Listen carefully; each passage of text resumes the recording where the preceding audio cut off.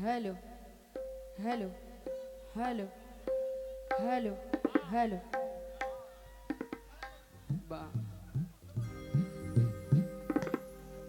देखो खूब तू प्रेम वाला गाना गैलू है इनका साथे।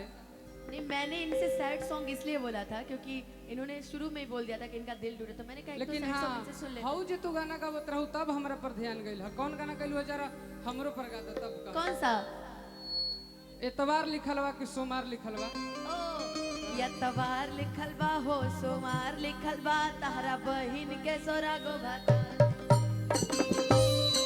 हम वो बात पर मान गए हैं लेकिन हम तारा कहल चाहता नहीं स्पेशली मुझे वहीं से चाचा। देखिएगा। अरे कितना जींस छोड़ के पेन सलवार नता अहै लोग वाला चार हो जाई ए बबुनी चढ़ल बाटे तोहरो जवानिया बजरिया में हो जाई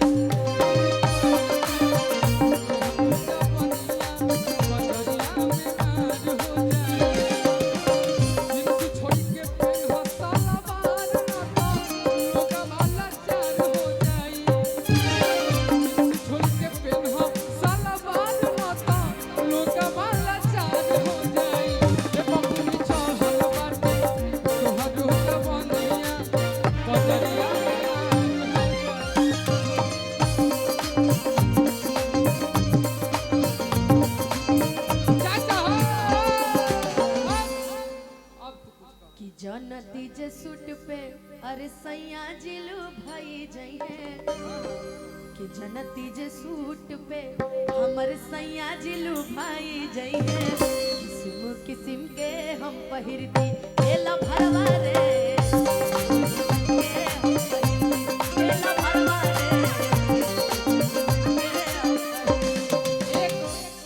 तोर नाम से हम असली फेमस ऐसे कहना है ना कि दोस्तों इस जमाने को क्या हो गया कि दोस्तों इस जमाने को क्या हो गया आज जिसने जिन्स खरीदा है वो मना कर गया।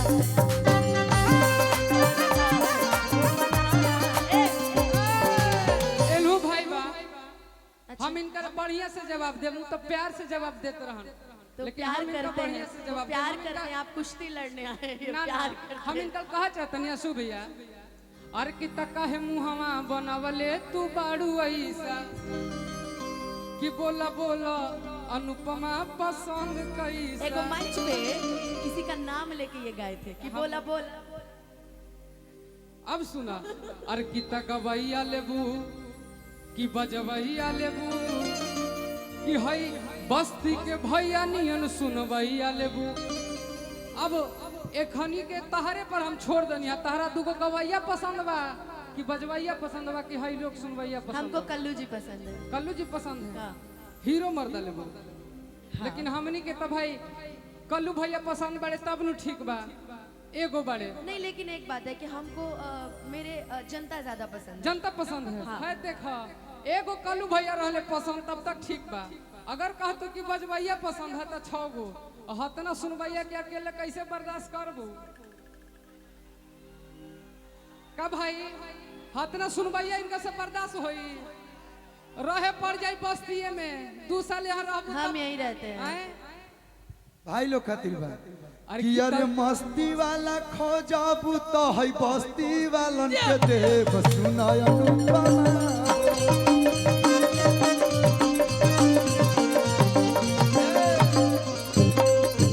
कि बबुआन मरदा खोजबू बाबू साहेब के बेटा खोजबू तो भैया लोग के देव सुनाय अनुपमा।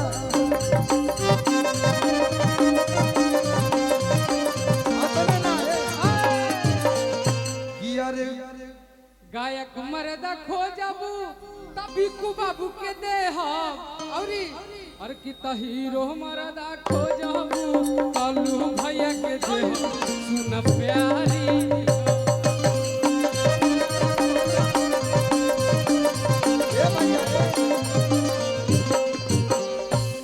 धिनक धिनक धिन धा धा वाला खोजबू तो अपना जगदम्बा अंक कल के दे। औरी अरे प्रोड्यूसर मरदा खोजबू बाबा के दे ना प्रोड्यूसर मरदा खोजबू तरुदरा के पापा के दे सुना कि अरे मरदा मरदा खोजबू हई बस्ती वाला के दे। सुना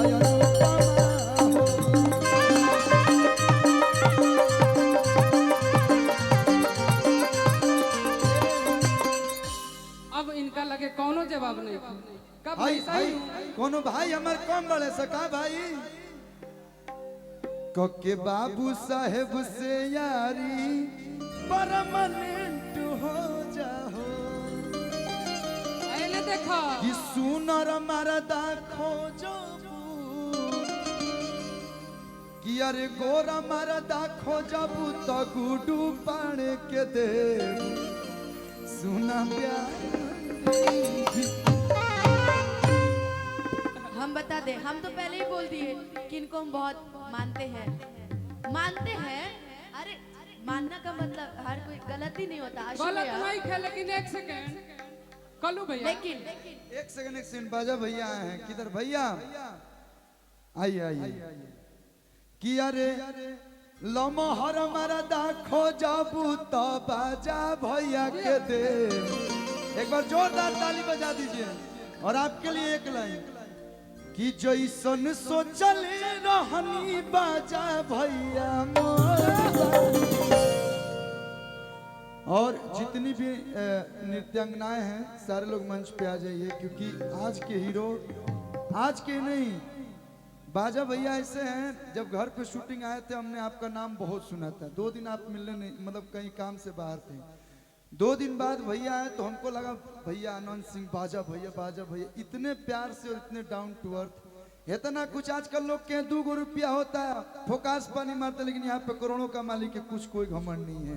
एक बार जोरदार ताली हमारे बाजा भैया के कहे के बाद कि जैसन सोचल रहनी बाजा भैया मोर सावर न गोर बाड़े ऐसन सोचल रहनी ओइसन भैया मोर बाड़े तनिका पातर तनिका छरहर लमर। आप गलती से दूसरे लाइन में आपको हीरो बनना चाहिए। देखिए हाइट देखिए आपका कि तनिका पातर तनिका छरहर लमर सावर न गोर बाड़े हो।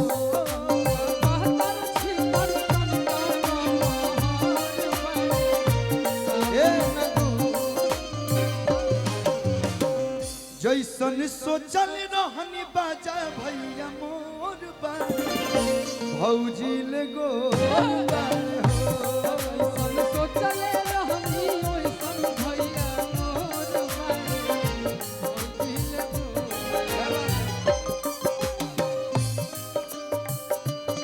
बहुत बहुत बधाई आपको। सबसे पहले भगवान करे आप अपने वैवाहिक जीवन में वो खुशी आए जो आपने सोचा भी ना हो।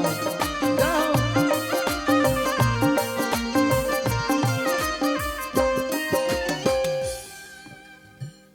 पैसा के तो सभे लोग पावे यही जरा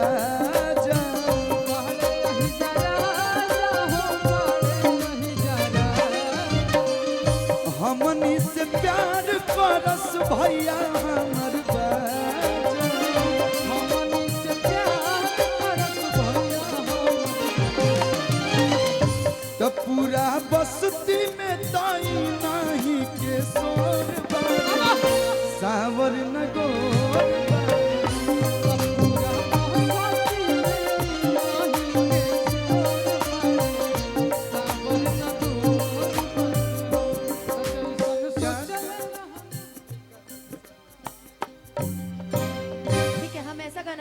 जितने लोग इनके लोग साथ में ऐसा भाई होंगे। लेकिन इसका डीले खोलिए ना, डीले खोलिए इसका। अनुपमा जी हाँ।